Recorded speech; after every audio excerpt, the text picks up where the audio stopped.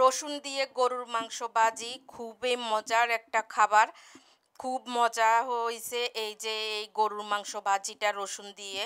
আসসালামু আলাইকুম, সবাই কেমন আছেন? আমি আলহামদুলিল্লাহ ভালোই আছি।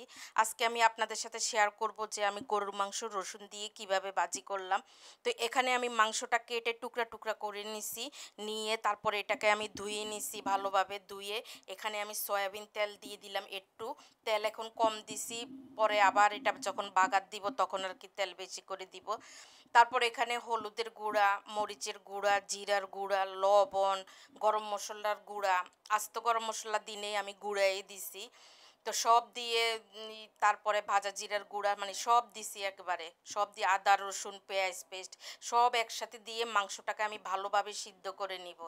ভালোভাবে সিদ্ধ করে নিব। আর আপনাদেরকে একটা খুশির খবর বলি তার ফাঁকে, আমি শাহনাজ ব্লগে তো আমি মনিটাইজেশন পাইছি প্রায় 1 বছরের মতো হয়ে যায়।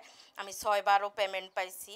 আর আমি শাহনাজ ব্লগে কালকে আমি কন্টেন্ট মনিটাইজেশন পেয়ে গেছি। Shahnaz kitchen page, Shahnaz blog না, শাহনাজ শাহনাজ ব্লগে পাইছি। আর শাহনাজ কিচেন আছে আমার একটা পেজ, ওই পেজের মধ্যে আমি কন্টেন্ট মনিটাইজেশন পাইয়ে গেছি। সবাই আমার জন্য দোয়া করবেন। আমার অনেক শখ ছিল একটা পেজের। তারপরে এখানে গরুর মাংসটা কি করছি, যখন এটা গরুর মাংসটা আমি কিন্তু এখানে ভালোভাবে কষায় নিছি, কিন্তু অল্প অল্প পানি দিয়ে আমি অনেকক্ষণ মাংসটাকে কষায় নিছি। কষায় নিয়ে তারপরে এই যে রসুনটা দিছি, রসুনটা দিয়ে এবার আমি এই যে একদম ঝোলটা কমাই ফেলবো। ঝোল যখন কমায় যাবে, একদম কমে যাবে ঝোলটা, এই যে আমি নামাই ফেলছি। নামাই ফেলে তারপর এখানে তেলের মধ্যে আমি পেঁয়াজ কুচি দিব, একটু তেজপাতা দিব, আর আস্ত জিরা দিব। আস্ত জিরা দিব, তারপর আমি জিরার গুঁড়াও দিব কিন্তু, যেন খেতে আর কি ভালো লাগে আরও। তারপরে এই যে এখানে আমি এবার পেঁয়াজটা আমি ভালোভাবে বেরেস্তা করে নিব। তারপরে আর ভাজা আস্ত জিরা দিছি যে কয়টা, ওইটাও পুরা পুরা ভাজা হয়ে যাবে। তারপরে এই যে পেঁয়াজটা যখন বেরেস্তা হয়ে গেছে, তো এখন আমি মাংসটা পুরা এই যে ঢেলে দিয়ে দিব। মাংসটা ঢেলে দিয়ে তারপরে এটাকে ভালোভাবে নেড়ে চেড়ে আমি উপর দিয়ে কাঁচামরিচ ছড়াইয়া দিব। কাঁচামরিচের ফ্লেভারে আরও বেশি ভালো লাগে এই মাংস ভাজিটা খাইতে। তো আমি একটু ঢাকনা দিয়ে ঢেকে দিছি। ঢেকে দেওয়ার পরে ঢাকনাটা উঠায়া আমি এবার একটু ভাজা জিরার গুঁড়া উপর দিয়ে ছড়াই দিলাম আর কি।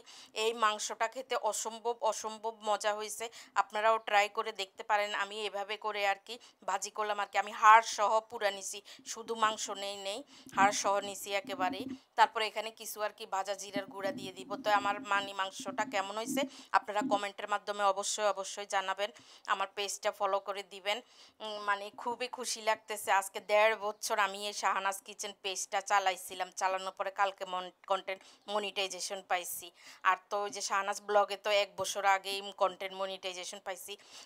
শুরুতেই যখন কন্টেন্ট মনিটাইজেশন দিছে, আমি আমার শাহনাজ ব্লগ পেজের প্রোফাইলে আমি কন্টেন্ট মনিটাইজেশন পাইছি একদম শুরুতেই। তারপর কালকে পাইছি শাহনাজ কিচেনে। আমি মানে খুবই খুশি আর কি, খুবই খুশি। তারপর আর কি এই যে আমার মাংস ভাজিটা হয়ে গেল। তো আমার ভিডিওটা কেমন লাগলো সবাই কমেন্টের মাধ্যমে জানাবেন। সবার জন্য শুভকামনা রইল, আমার জন্য দোয়া করবেন সবাই, আমি যেন আরও আগায়া যাইতে পারি। এই যে আপনাদেরকে দেখাই দিলাম আর কি মাংস ভাজিটা। আর আপনারাও ট্রাই করে দেখবেন এভাবে, কিন্তু মাংস ভাজি খেতে কিন্তু অনেক মজা লাগে, অনেক মজা লাগে। এই যে আমার ছেলেও বলছে, বলে মা মাংস ভাজিটা অনেক মজা হয়েছে। আজকে কিন্তু আমরা ভাতও বেশি খাইছি, কারণ আমি আজকে রুই মাছও ভাজি করছিলাম। এই রুই মাছটা অনেক বড় রুই মাছ ছিল। তো সবাই ভালো থাকবেন, সুস্থ থাকবেন। আজকের মতো আল্লাহ হাফেজ, আসসালামু আলাইকুম।